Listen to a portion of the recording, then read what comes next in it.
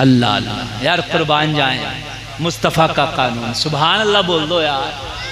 लेकिन तुम्हें पता ही नहीं, तुम पता करना चाहते भी नहीं। काश अपने मामलों में लोगों उलमा की बारगाह का रुख किया करो, इनसे पूछा करो। माशाअल्लाह शौकीन भाई मदरसा चला रहे हैं, बच्चियां पढ़ रही हैं, आलिमा बन रही हैं। इन्हें दीन का मसला पता चलेगा, कानून मुस्तफ़ा इन्हें पता चलेगा। जब ये शादी होकर अपने घरों में जाएंगी तो इंशाअल्लाह उस फैमिली को भी सुधार देंगी। उन बच्चे जो उन बच्चियों से जो बच्चे होंगे वो बच्चे भी दीनदार होंगे, इसलिए तो उन बच्चों की परवरिश वो दुनियादार बना के नहीं, मुस्तफ़ा का वफादार बना के करेंगे। खुश नसीब हैं वो वालिदैन जिनके बच्चे इल्म दीन सीख जाए। हाय हाय, मुस्तफ़ा लाजवाब कानून लेके आए। दुनिया में जब मेरे नबी ना आए थे तो दुनिया की फिजा बड़ी खराब थी, माहौल बहुत खराब था, बहुत खराब। आपने बार बार सुना होगा लड़कियों को तो जिंदा दफन कर देते थे। मुस्तफ़ा के आने से पहले सबसे ज्यादा अगर जुल्म होता था तो वो सिर्फ औरत पर, जानवरों से भी ज्यादा। आप सुन लीजिए, मैं कुछ बातें बताऊंगा अपनी तकरीर में, कुछ अहम बातें, कुछ अहम गोशे। जानवरों से ज्यादा अगर जुल्म होता था तो औरत पर। औरत सिर्फ एक खिलौना थी, मेरे मुस्तफ़ा ना आए तो सिर्फ एक खिलौना। इसकी इज्जत की तो कोई औकात ही नहीं थी। किसी का शौहर अगर मर जाता तो दोबारा उससे कभी कोई शादी नहीं करता था, उसे मनहूस समझ के बस्ती से बाहर निकाल दिया जाता था। जिसका शौहर मर जाता उसके बर्तन अलग कर दिए जाते, जिसे हम अपने मुआशरे में कहते हैं उसका हुक्का पानी बंद कर दिया जाता। यह हैसियत थी सिर्फ। औरत का हाल यह था कि जिस औरत की शादी होती, शादी से पहले 10-10 लोग, 20-20 लोग उसके साथ जिना करते, फिर जाके उसकी शादी कराई जाती। ये तरीका था, रिवाज था उन लोगों में, कोई हैसियत ना थी। आज शरीयत मुस्तफ़ा के खिलाफ मेरी बहनें ये अगर अपनी जिंदगी गुजारती हैं तो खुदा की कसम मुस्तफ़ा ने जो इन्हें इज्जतें दी हैं उसको ये ठोकर मार रही है। सबसे बढ़ के इज्जत मुस्तफ़ा ने इस औरत को दी है। जिंदा दफन करते थे, किसी की घर में बेटी पैदा हो जाए उसे मार दिया जाता था, किसी का शौहर मर जाए उसे जंगल में खेत में निकाल दिया जाता था, बस्ती से पार कर दिया जाता था। औरत की कोई हैसियत नहीं थी। मगर मेरे मुस्तफ़ा आए तो एक कानून बनाया मेरे मुस्तफ़ा ने। मेरे मुस्तफ़ा ने फरमाया, लोगों ये औरतें, ये लड़कियां, ये बेवाएं, ये नफरत के काबिल नहीं है जिन्हें तुम समझते हो। मुस्तफ़ा करीम ने फरमाया, किसी के घर में अगर बेटी पैदा हो जाए तो रहमत की निशानी है। क्या है? रहमत की निशानी है। अल्लाह अगर किसी कौम से खुश होता है तो उस कौम पर बारिश बरसाता है। अल्लाह किसी एक शख्स से खुश होता है तो उसे बेटी अता करता है।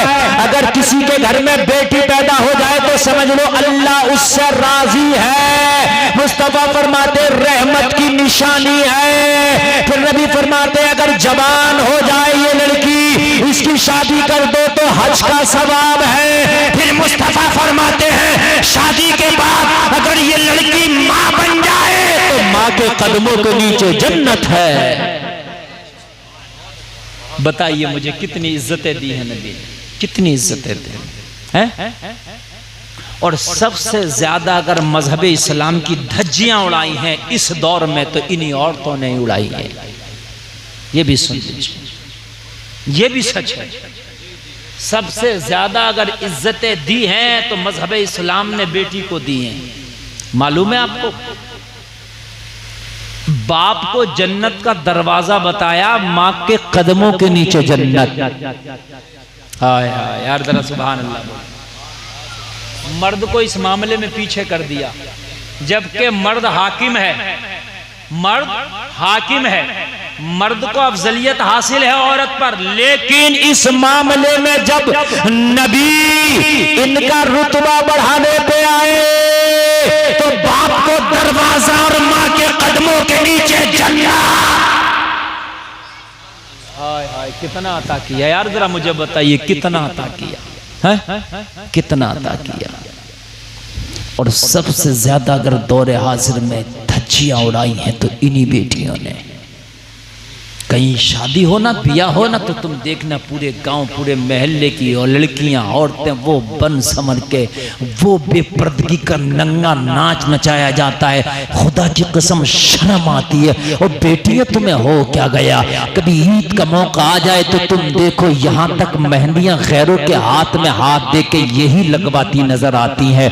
तुम्हें मालूम क्या है, ब्यूटी पार्लरों में जाके देखो, लोगों गैरों के हाथों में हाथ देकर के बाजुओं तक मेहंदियां लगवाई जा रही हैं। कौन? ये मुसलमानों की बेटियां, ये नबी का कलमा पढ़ने वाली बेटियां लगवा रही हैं। हाय हाय, वो धज्जियां उड़ाई हैं शरीयत रसूल की इन बेटियों ने। मुझे अफसोस होता है, मालूम है कॉलेजों में लड़कियां पढ़ रही हैं, स्कूलों में पढ़ रही हैं। मैं तालीम का दुश्मन नहीं हूं, लेकिन वो डिग्री जो इज्जत बेच के मिले, वो डिग्री जो इज्जत लुटा के मिले, मैं थूकता हूं उस डिग्री पर, मैं ठोकर मारता हूं उस डिग्री पर कि जिस डिग्री को हासिल करने के लिए तुम्हारी इज्जत दांव पर लग गई हो, तुम्हारी इज्जतों के जनाजे निकल गए हो। कॉलेजों में लड़कियां पढ़ रही हैं, माँ बाप को पता ही नहीं कि मेरी बेटी क्या कर रही है, माँ बाप को पता ही नहीं कि बेटी के कदम किधर जा रहे हैं। लोगों, कभी तुमने सुना भी होगा, अखबारों में पढ़ते होगे, कितनी हमारी बेटियां जो कॉलेजों में पढ़ रही हैं वो दोस्तियां गैर मुस्लिम लड़कों से कर रही है, गैर मुस्लिम लड़कों से दोस्तियां कर रही है। ये बात हकीकत बता रहा हूं मैं। अगर आपको यकीन ना आए ना तो सुबह को 1000 केस गिना दूंगा आपको। पूरा इंडिया घूमता हूं मैं। गैर फैशन बन गया, फैशन। जबकि सगे खाला के बेटे से, सगे चाचा के बेटे से, सगे ताए के बेटे से, सगे मामा के बेटे से, सगे फूफों के बेटे से पर्दा है, पर्दा। मसला सुन ले, सगे चाचा, सगे ताया, सगे मामा, सगे खाला, सगी फूफों के बेटे से पर्दा। और ये बेहयाएं कॉलेजों में, बड़ी बड़ी यूनिवर्सिटियों में पढ़ रही हैं, इनके माँ बाप को पता नहीं कि बेटियां किधर जा रही हैं। गैर मुस्लिम लड़कों से दोस्तियां चल रही हैं। मैं सबको नहीं कह रहा, जो अच्छी हैं अल्लाह उन्हें सलामत रखे, उनके वालिदैन को भी सलामत रखे। सब तो बुरे भी नहीं होते, सब अच्छे भी नहीं होते, मगर आज ये फैशन हो गया है। हाय हाय, फैशन हो गया। मस्जिद के इमाम पे बहुत टोकवे लगाता है, रातों दिन देख रहा है कि इसका कदम अगर टेढ़ा करके रख जाए तो बस इसको छोड़ू नहीं, उधेड़ कर रख दो, फतवों की झड़ी लगा दो। लेकिन कभी सोचा, तेरी बेटी जो कॉलेज में जाती है, तेरी बेटी जो इंग्लिश मीडियम में पढ़ रही है, उसके कदम किधर जा रहे हैं? कभी तूने गौर किया? ये तेरी जिम्मेदारी है, ये मेरी जिम्मेदारी नहीं, मस्जिद के मौलवी की जिम्मेदारी नहीं। ओ बाप, ये जिम्मेदारी